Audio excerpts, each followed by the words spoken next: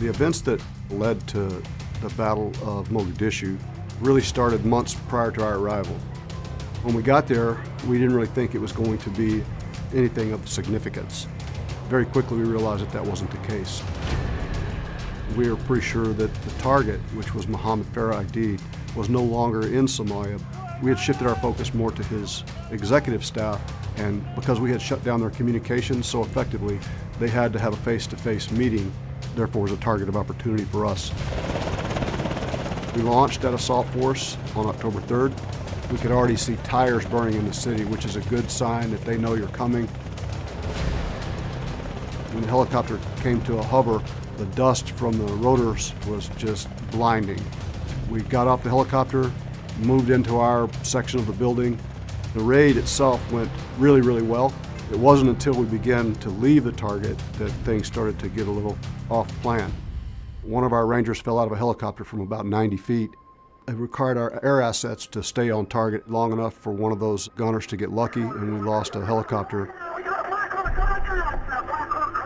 I was on the roof waiting for a helicopter to come pick us up. I saw the helicopter go down. I saw Super 6-1 crash. I knew immediately, as soon as I saw it go down, that things had changed. It crashed probably about a half a mile to 3/4 of a mile away from where we're at.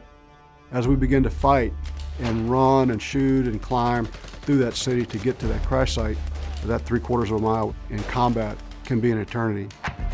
We got there after dark. The helicopter was completely destroyed in the crash. We had already put in a search and rescue team. Most of those guys were already wounded, but they had managed to hold it long enough for us to arrive. We found that one of the pilots was actually underneath the aircraft. We weren't going to leave that body, so we began to disassemble that aircraft using the tools that we had in the middle of the night under gunfire. So it took us hours to basically recover the body of the pilot and then get the wounded ready to move.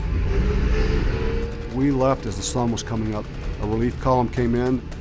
We took our wounded and our killed in action. We put them on the armored vehicles, and the remainder of us moved out, but we were on foot. We ran through the city to a link-up site where we linked up with 10th Mountain Division.